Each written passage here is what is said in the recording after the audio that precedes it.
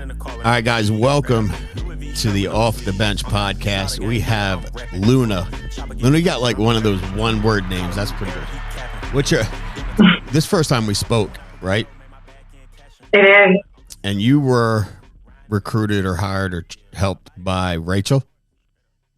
Yep. Awesome. Okay. And how long have you been with Family First Life?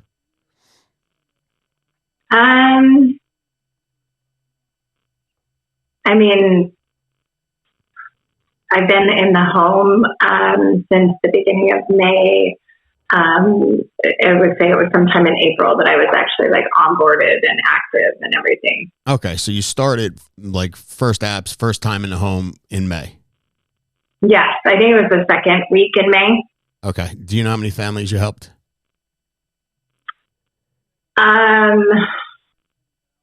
I don't know the exact number as of today, to be honest with you. I know about a week or so ago, it was I think for June, it was at say 19 or 20. So I'm not 100% what June or what May was. Okay. So, and what did you do before starting insurance? Were you with another company selling insurance, or are you new to insurance altogether? I'm brand new to insurance. Nice. Yeah, I was actually a finance broker for a really small local business. I did financing for truck drivers and trucking company owners and things like that. Heavy equipment, Sure, that kind of stuff. So you're dealing with people just on a different playing field. Yeah, I never saw the people face to face. 100% of the time, they were in a different state, Sure. I think I may have done one deal that was local, but otherwise it was, the majority of the time they were not here. So face to face was a little bit new to me, Yeah. But it seems like you got over that pretty quick. Well, I'm a people person. I love people, and I've owned my own small business for a few years now. I think I'm in my fourth year, and it's an event-based business. So I've been bartending for years, and I don't do that anymore, but I did it for a long time, and that's what my business was based around. So, people are my thing. No doubt. Well, it sounds like you picked this up pretty quick. Can you kind of go through, because you're brand new, and anybody that helps 20 families in pretty much their first full month, it's pretty impressive. Now everybody can do it. It's just impressive because not everybody does do it. So if you wouldn't mind kind of walking us through getting started, what was uncomfortable for you, what you felt like, held you back, maybe if anything held you back, and what you're doing now, appointment wise, lead wise, schedule wise. So I think at the beginning, the first thing that held me back, the reason I didn't get into the home the first week in May, was because I called through all my leads and, I didn't get any appointments. And so I talked to Rachel, and she was like, "How many appointments did you set?" And I was like, "None." And she was like, "Call them again, because I promise you there's money in there." She was like, "You just, so I just sort of had to tweak my, really, it's all about the effort that you put into it as far as the dials go, and another thing that she mentioned to me, which was so helpful, was every time you dial, it doesn't matter if you actually, set an appointment with that person, but every single time you dial, there's a dollar amount on that. And so I started doing that. I started looking at it as, every single dial that I made,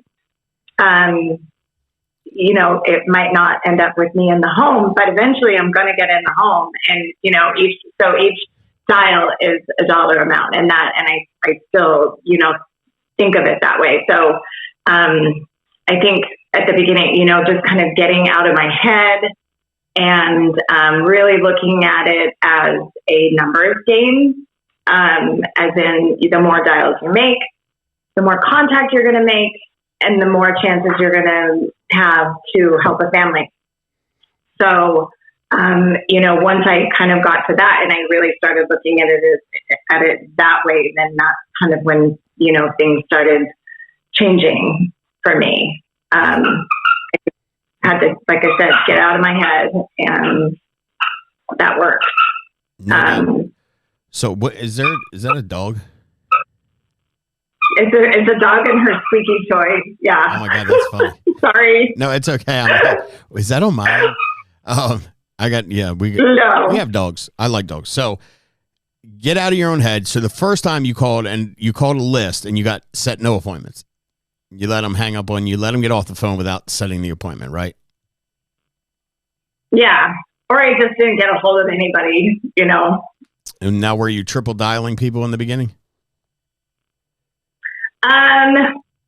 Yes, most of the time I did.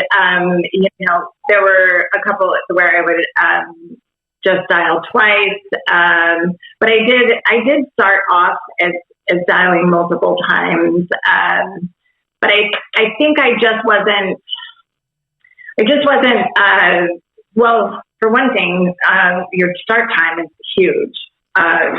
It's a huge thing, and so if you can't get your start time nailed down to be earlier, you're gonna struggle, I feel like. So once I got that pushed, I had to do some tweaks in my schedule. I have little kids, and I'm a single mom, so mornings are crazy around my house. But I had to make it work, and I had to, and so that was a huge thing, like getting that. And I can always tell a difference if I don't start, fairly early. It really does make a difference.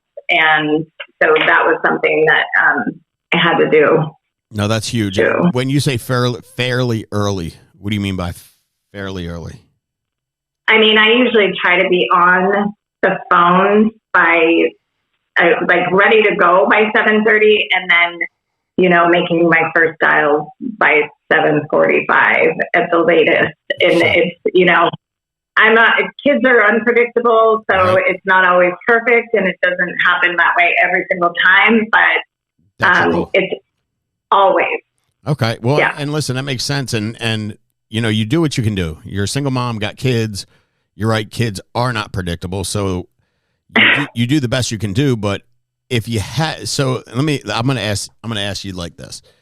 If you had no kids, you had no schedule conflicts, what time would you start dialing every time you picked up the phone?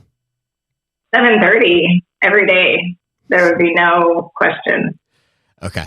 So what time the first week and a half, 2 weeks, whatever it was at the beginning when you didn't have much success, what time were you starting then? Like 10. Okay. Yeah. Okay. And Rachel obviously said, look, you got to start earlier. You're missing, because most of the time when agents start at 7:30, they're mostly done by 10:30, 11.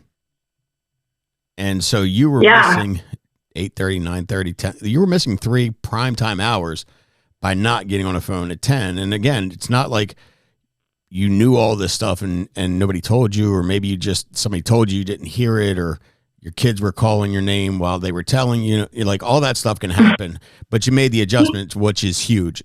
If you had, so that was a huge adjustment. Any other adjustments you think you made, or did kind of things go somewhat smooth? Do you call from the home if you're running into some issues? What does that look like? I mean, I mainly work out of my home office. I have yet to go into an office, and that might be something that I do in the future, just to change things up a little bit, because I feel like a change of environment is always good. But I at the beginning, when I first started, I was at my dining room table. I started at my dining room table, and so after that first week was done, I actually had made myself an office, so that that way, even though I'm at home, I'm in an office. I'm at a desk. It's like my work environment. So I'm working. When I'm in there, I'm working. Sure. And that actually did help a lot. I have, a place to keep everything. There's not papers all over my dining room table. But it made it feel like an office, and so it's like I'm going to the office every day, and whether that office is in my home office or, in the field, it's still an office.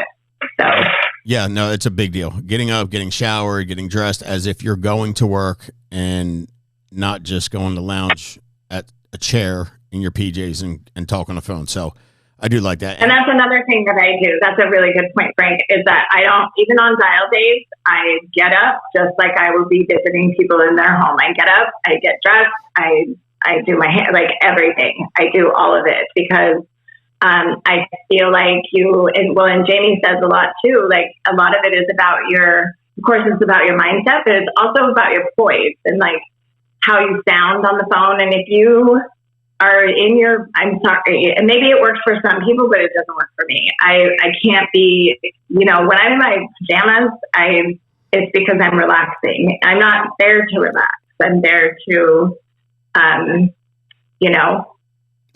accomplish something. Yes, I'm there for a reason. I wouldn't go to work in my pajamas. So, I wouldn't go to an office in my pajamas. So that's something that I do I don't ever, no matter how tired I am, whatever, I get up early, sometimes crazy early, just to get it so I can make sure that that's done before my kids get up and I got to get them off for the day. Yeah. So. Well, and I love everything you said. And it's crazy how quick people pick this up, especially the stuff that doesn't, what we do is not that complicated. It's hard work, meaning like you've got to have some pretty good discipline. You have to have some stick-to-itiveness. You have to be willing to deal with, people telling you no, whatever the case may be. But get up early, get dressed as if you're going. If you don't have an office around you, you can't go to work spots, or you have children, you have responsibilities. Like you need to be home working. Do all that stuff and make the adjustments. Like you identified what needed to change quickly, and you changed it. That's where most people struggle, and I think that's what holds a lot of folks back. So it's really impressive to see what you're doing. Again, like you're special, but none of us are that special, right? You just went to work and you made the adjustments, and you made a commitment to you and your family and to serve people and help people. So are you building are you recruiting anybody? Are you building a team, or are you just selling insurance right now? No, I want to build a team. That's okay. Yeah. So that's what I want. Are you on Facebook, Instagram, Twitter? I'm on Facebook. Well, actually, I am on Twitter, but I just don't use it. But I am on Facebook and Instagram pretty actively. So, like single moms, there's tons of them out there. Tons of them that would love to be able to make the kind of money you're making. If they wanted to, it would make sense to me if I was a single mom to call you and go, hey, can you help me do what you're doing? So if I wanted to come work with you, Luna, how would I get a hold of you? The easiest way would be just to text me. And the fastest way, because I'm going to see that right away. You want to give? Is that what you're asking? Yes, ma'am. Sorry. That's okay. Okay. That would be the easiest way. You want to give them your phone number? Absolutely. Yeah. It's 480-297-6760. Perfect. And then how do they find you on Instagram and on Facebook? What's your handle, your tags? Instagram, it's Luna like the moon. That's my handle, Luna like the moon. Luna like the moon. Facebook and Instagram? Yeah. On Facebook, it's just my name. It's Luna Kemp. Luna Kemp, Facebook, and Luna like the moon on Instagram. Guys, brand new agent, making good money. She's probably going to do twice as much moving forward just because she's starting to figure it out. But she made the adjustments real quick. Luna, we're really happy for you. We're proud of you. We're excited. I know your kids are probably excited, and we're looking forward to seeing what you do for the next 6 months and into 2023. Yeah, I'm super excited. I love being here. So thank you for the opportunity. It's been beyond amazing. We're glad you're here. We appreciate you. Thank you for hopping on and sharing with us. It's big for us, and hopefully we'll get to see each other face to face at some point here soon. Yeah, I love that. No doubt. So, guys, thank you all for hopping on.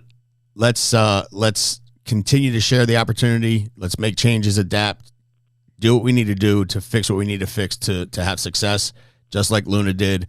And y'all will start seeing the results Luna's seeing. So thank y'all so much. Luna, thank you again for hopping on. Until next week, guys, make it a big one. Appreciate you.